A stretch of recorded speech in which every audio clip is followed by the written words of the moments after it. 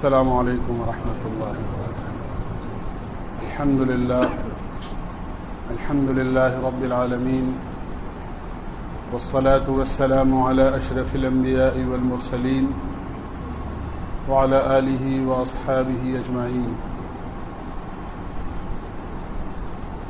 اما بعد فاعوذ باللہ من الشیطان الرجیم، بسم اللہ الرحمن الرحیم۔ ومن احسن قولا ممن دعا الى الله وعمل صالحا وقال انني من المسلمين، صدق اللہ العظیم۔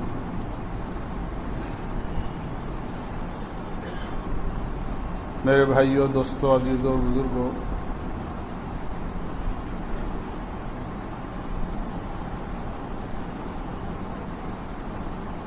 گزشتہ مہینے کے اخیر میں ہمیں معلوم ہے کہ جو حجاج اکرام اللہ کے گھر گئے تھے ان کی واپسی ہوئی ہے۔ اللہ تعالیٰ ان کے حج کو بے حد قبول فرمائے اور ہر مسلمان کو یہ سعادت اپنے کرم سے نصیب فرمائے۔ اللہ کے گھر جانا اور وہاں جتنا رہنے کا موقع مل جائے اتنا رہنا، یہ بڑی سعادت اور خوش نصیبی کی بات ہے۔ اس لیے کہ گھر اسی کو بلایا جاتا ہے جس سے تعلق اور محبت ہوتی ہے۔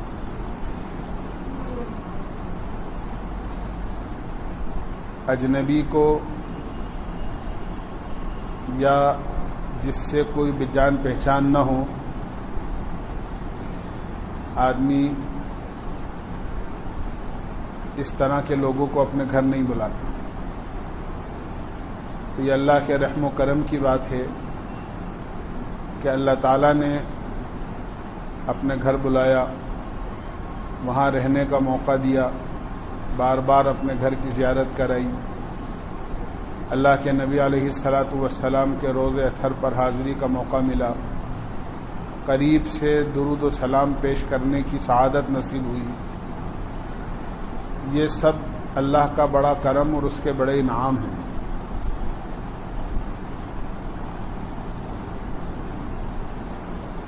اللہ کے نبی علیہ الصلاۃ والسلام نے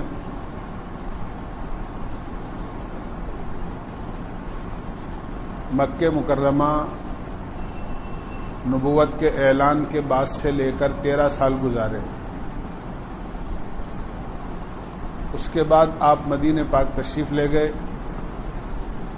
اور 10 سال تقریباً آپ نے مدینہ منورہ میں اپنی حیات طیبہ کے بسر کیے۔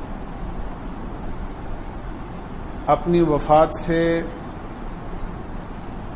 کچھ مہینے پہلے اللہ کے نبی علیہ الصلاۃ والسلام صحابہ کو لے کر اللہ کے گھر حج کے لیے تشریف لائے، جس کو حجۃ الوداع کہا جاتا ہے۔ اور اس کے چند مہینے کے بعد اللہ کے نبی کا وصال ہو گیا، آپ کی وفات ہو گئی۔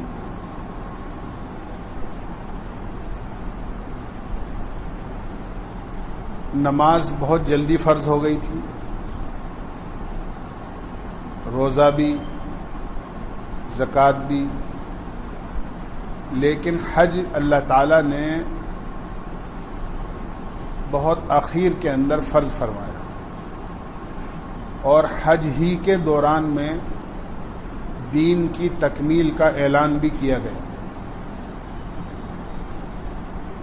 اللہ کے نبی علیہ الصلاۃ والسلام عرفات میں تھے اور وہیں قرآن کریم کی آیت نازل ہوئی، الیوم اکملت لکم دینکم واتممت علیکم نعمتی ورضیت لکم الاسلام دینا۔ آج ہم نے دین مکمل کر دیا، اپنی نعمت کامل کر دی اور تمہارے لیے دین اسلام کو پسند کر دیا۔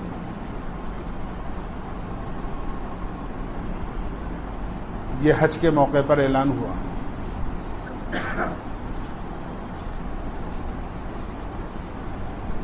نماز بھی پہلے فرض ہو گئی، روزہ بھی فرض ہو گیا، زکوٰۃ بھی فرض ہو گئی، اور بھی احکامات بہت سارے اس سے پہلے آ گئے۔ گویا اس بات کو بتانا مقصود تھا کہ اللہ کے گھر پر فریضہ حج ادا کرنے والا مسلمان جب اللہ کے گھر آئے تو اس کی زندگی کیسی ہونی چاہیے۔ نماز پہلے فرض ہو گئی، روزہ پہلے فرض ہو گیا، زکوٰۃ پہلے فرض ہو گئی، اور بہت سارے احکامات پہلے فرض ہو گئے، حتیٰ کہ پردے کی آیتیں پہلے آ گئیں عورتوں کے لیے، حلال و حرام، جائز ناجائز، اچھا اور برا بہت پہلے بتا دیا گیا۔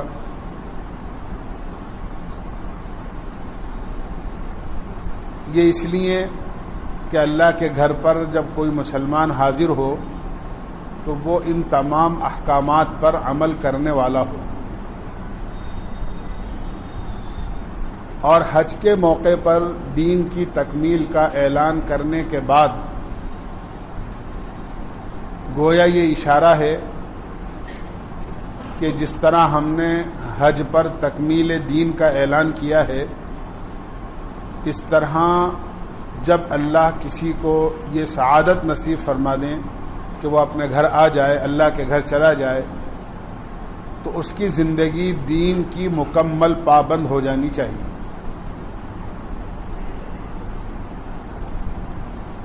اسی لیے روایتوں میں آتا ہے کہ اللہ کے نبی علیہ الصلاۃ والسلام سے ایک حدیث منقول ہے، آپ نے فرمایا الحج المبرور لیس لہ جزاء الا الجنہ، حج مبرور کا بدلہ سوائے جنت کے کچھ نہیں ہے۔ حج مبرور حج مقبول سے ترجمہ کیا جاتا ہے۔ اللہ کے نبی علیہ الصلاۃ والسلام سے پوچھا گیا کہ یہ حج مبرور مقبول اس کا کیا مطلب ہے؟ آپ نے مختلف موقعوں پر مختلف باتیں ارشاد فرمائی، اس میں سے ایک ارشاد کا مفہوم یہ بھی ہے کہ حج مبرور وہ ہے کہ جس حج کے بعد حاجی کی زندگی تبدیل ہو جائے۔ پہلے نماز کی پابندی نہیں تھی لیکن حج کے بعد نماز کا پابند ہو گیا، پہلے زیادہ حلال حرام کی تمیز نہیں کر پاتا تھا، اب حرام کو چھوڑتا ہے، حلال کو اپناتا ہے، پہلے روزی کمانے میں جھوٹ سچ سب ہو جایا کرتا تھا، لیکن اب پاک روزی تلاش کرتا ہے کہ کہیں مشتبہ روزی جس میں حرام اور ناجائز کا شبہ ہو، ایسی روزی میں استعمال نہ کروں، چاہے کم ملے لیکن حلال ملے، اس کی کوشش کرتا ہے۔ پہلے سنتوں کا اہتمام نہیں تھا، پابندی نہیں تھی، لیکن اب سنتوں کا اہتمام اور پابندی ہو گئی۔ پہلے اللہ کے دیگر احکامات زندگی میں نہیں تھے لیکن اب احکامات کا پابند ہو گیا۔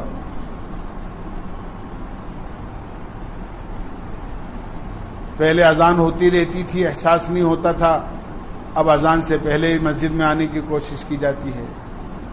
زندگی میں نمایاں تبدیلی آ جائے، فرمایا کہ یہ حج مقبول اور حج مبرور کی نشانی ہے۔ اس لیے میں عرض کر رہا ہوں کہ مکمل ہمارے حاجیوں کی واپسی ہو گئی ہے، وہ اپنی زندگی کو اچھا بنانے کی اور اچھا رکھنے کی کوشش کریں۔ حج کا ایک بہت بڑا ثمرہ یہ کا بتایا گیا ہے کہ اللہ کے نبی علیہ الصلاۃ والسلام نے ارشاد فرمایا حاجی کی بھی مغفرت کی جاتی ہے، اور حاجی جس کی مغفرت کی دعا کر دے اللہ اس کی بھی مغفرت کر دیتے۔ حاجی کی تو مغفرت ہوتی ہی ہے، لیکن حاجی اللہ کے ان مقبول بندوں میں شامل ہو جاتا ہے کہ وہ جس کے لیے بھی مغفرت کی دعا کر دے اس کی مغفرت ہو جاتی ہے۔ اسی لیے حکم یہ ہے کہ جب حاجی حج کر کے آئیں تو ان سے ملاقات ہو تو ان سے دعا کی درخواست کرو، اس لیے کہ وہ اللہ کا مقبول بندہ بن کر آیا ہے، اور اس کا اعمال نامہ برائیوں سے بالکل دھل چکا ہے، صاف ہو چکا ہے، برائیاں ختم ہو چکی ہیں۔ اللہ کے نبی علیہ الصلاۃ والسلام نے ارشاد فرمایا بہت واضح طریقے سے کہ جب آدمی حج سے فارغ ہوتا ہے تو حج سے فارغ ہونے کے بعد وہ ایسا گناہوں سے پاک صاف ہو جاتا ہے کہ گویا آج ہی اپنی ماں کے پیٹ سے پیدا ہوا ہے، جیسے اس دن تھا جس دن ماں کے پیٹ سے پیدا ہوا تھا۔ کوئی گناہ، کوئی لغزش، کوئی جرم اس کے اعمال نامے میں نہیں تھا۔ حاجی حج کرنے کے بعد بالکل اسی طرح گناہوں سے پاک صاف ہو جاتا ہے۔ ہمارے لیے خوش نصیبی کی بات یہ ہے کہ جو اعمال نامہ اللہ کے گھر جانے کے بعد گناہوں سے بالکل پاک صاف ہو چکا ہے، ہم دوبارہ اس کو گناہ کر کے گندا نہ کریں۔ یہ ہماری سعادت مندی اور خوش نصیبی کی بات ہے۔ لیکن افسوس کی بات یہ ہے، ایک زمانہ ایسا تھا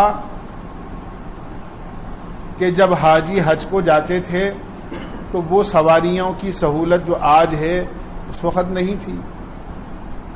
لوگ پیدل جاتے تھے، یا سواریاں تھیں تو جانوروں کی سواریاں تھیں، اونٹ پر، گھوڑوں پر اس طرح سوار ہو کر سفر کرتے تھے۔ بڑے بڑے جنگل، شہر، گاؤں، دیہات، وہاں سے گزر کر مہینوں میں ان کو اللہ کے گھر پہنچنا نصیب ہوتا تھا۔ بڑی سخت تکلیفیں، صعوبتیں، مشقتیں ان کو برداشت کرنی پڑتی تھی۔ حاجیوں کی زندگی ایسی ہوتی تھی کہ وہ جس علاقے سے گزر جاتے تھے وہاں ان کی زندگی کو دیکھ کر گناہگار توبہ کر لیا کرتے تھے۔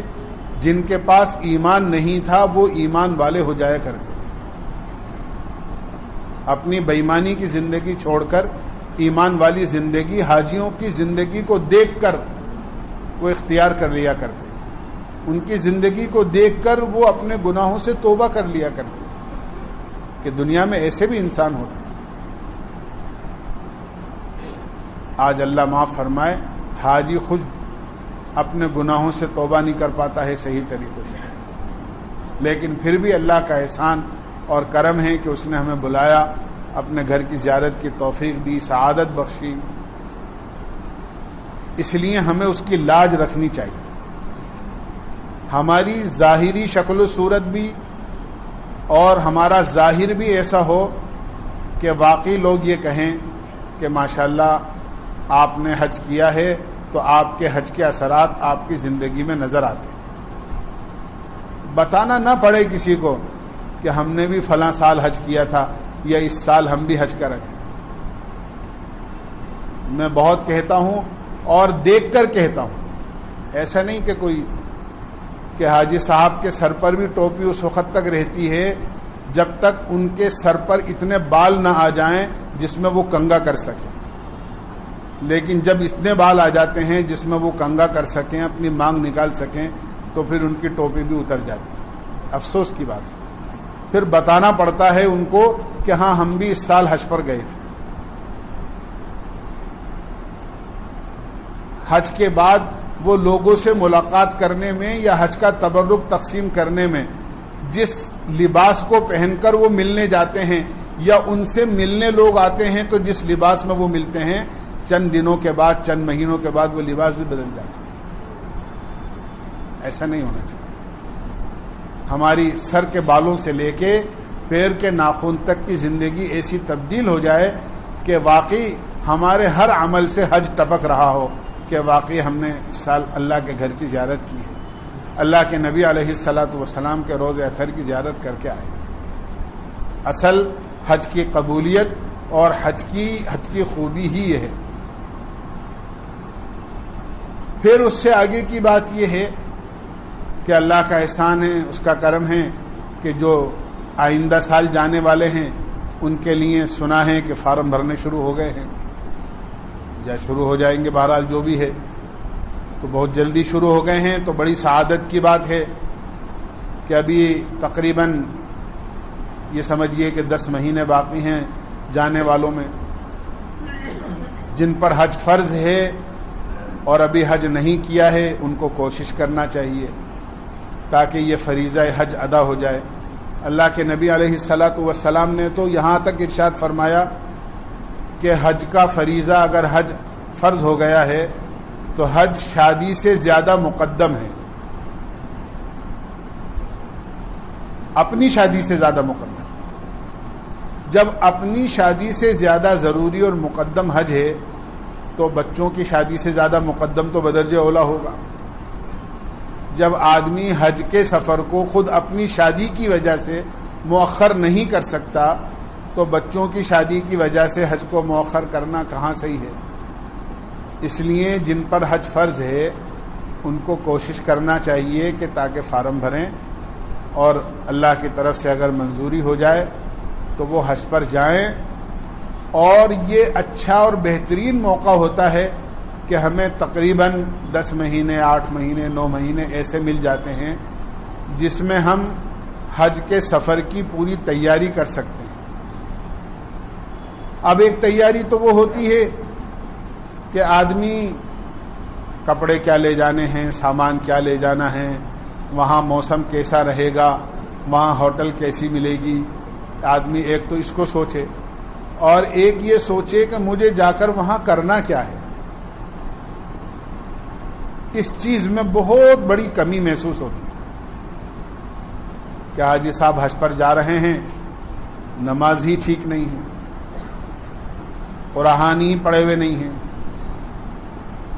لبیک ہی یاد نہیں ہے، حج اور عمرے کی نیت کیسے کی جاتی ہے وہی معلوم نہیں ہے، احرام کی پابندیاں کیا کیا ہیں وہ بھی معلوم نہیں ہیں،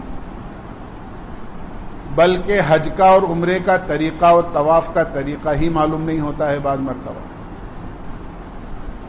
اس لیے کہ جو لوگ وہاں جا کر کچھ چیزیں معلوم کرتے ہیں اس سے اندازہ ایک تو یہ ہوتا ہے کہ کوئی چیز وہاں اچانک پیش آ گئی،